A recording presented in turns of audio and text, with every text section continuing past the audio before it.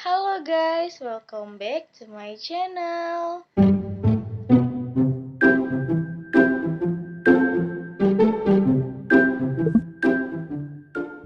Bismillahirrahmanirrahim. Assalamualaikum warahmatullahi wabarakatuh.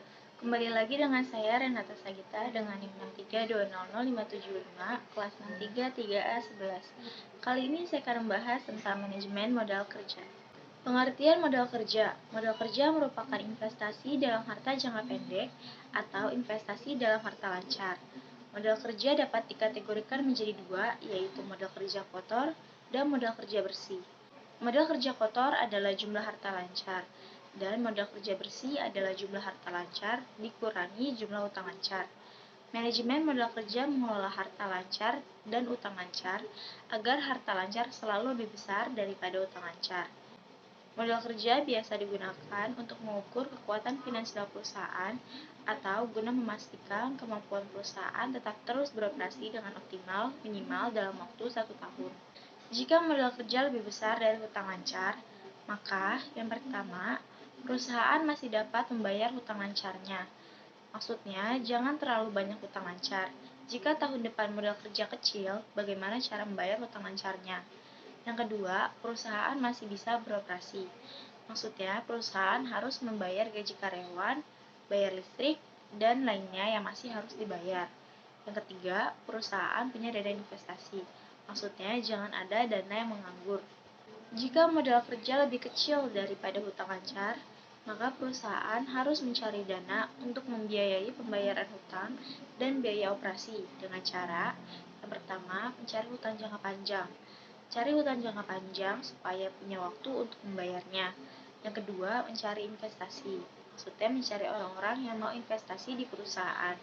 Yang ketiga, menjual aktiva tetap. Maksudnya jika punya beberapa aktiva, sebaiknya dijual. Dengan dijual, bisa menambah modal. Jenis modal kerja. Jenis modal kerja ada dua, yaitu modal kerja permanen dan modal kerja variabel. Yang pertama, modal kerja permanen, yaitu modal kerja yang harus selalu ada dalam perusahaan agar perusahaan dapat menjalankan kegiatannya untuk memenuhi kebutuhan konsumen.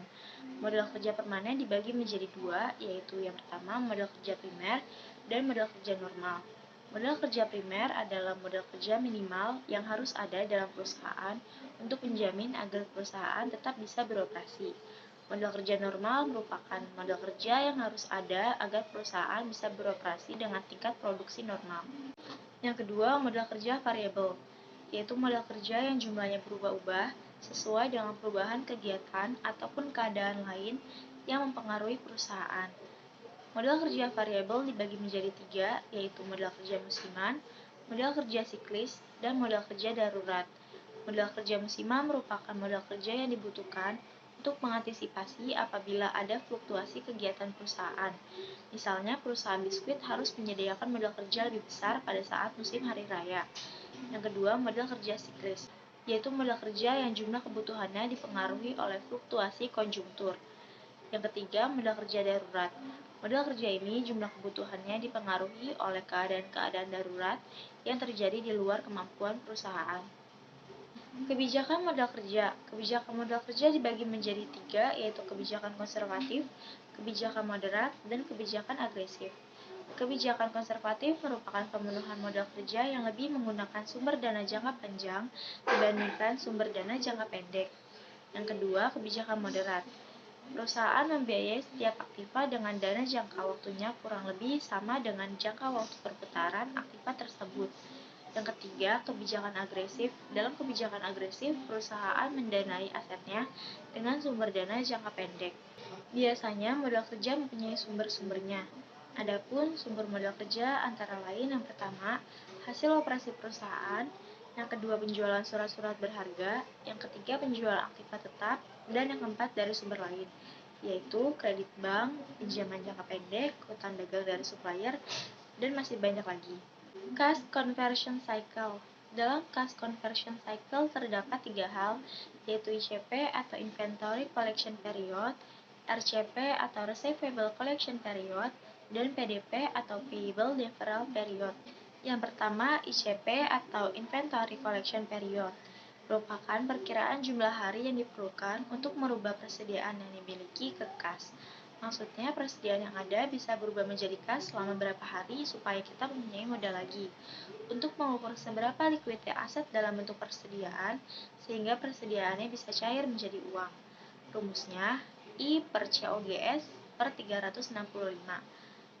I-nya itu sisa persediaan per hari, dan COGS per 365 itu nilai penjualan per harinya.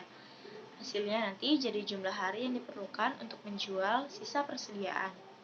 Yang kedua, RCP atau Receivable Collection Period merupakan perkiraan jumlah hari yang diperlukan untuk merubah piutang yang dimiliki menjadi kas. Untuk mengukur seberapa likuidnya aset dalam bentuk piutang, rumusnya R per CS atau Credit Sales per 365 sama dengan sisa piutang per hari dibagi nilai penjualan kredit per hari. Hasilnya jumlah hari yang diperlukan untuk mendapatkan sisa piutang. Yang ketiga, PDP atau Payable Deferral Period merupakan perkiraan jumlah hari yang diperlukan untuk membayar hutang yang dimiliki dengan kas. Jika mempunyai uang saat waktunya tepat, baru membayar. Biasanya saat kita mendapat uang, belum tentu hanya untuk membayar hutang saja.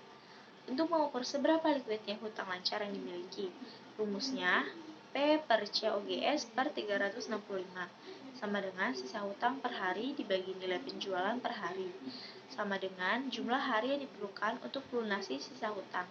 Contohnya, untuk ICP, I per COGS dibagi 365, 9.000 per 1.095.000 dibagi 365, hasilnya 3. RCP, R per CS dibagi 365, hasilnya 98.000 per 730.000 dibagi 365, hasilnya 49. Dan untuk PDP, P per COGS dibagi 365, sama dengan 240.000 dibagi 1.095.000 per 365, hasilnya 80. Maka perusahaan diperkirakan akan, untuk ICP, menjual persediaannya yang senilai 9.000 dalam waktu 3 hari. Untuk RCP, mencairkan piutangnya yang senilai 98.000 dalam waktu 49 hari. Dan untuk PDP, membayar hutangnya yang senilai 240.000 dalam waktu 80 hari. Sekian dari saya, mohon maaf bila ada kesalahan. Wassalamualaikum warahmatullahi wabarakatuh.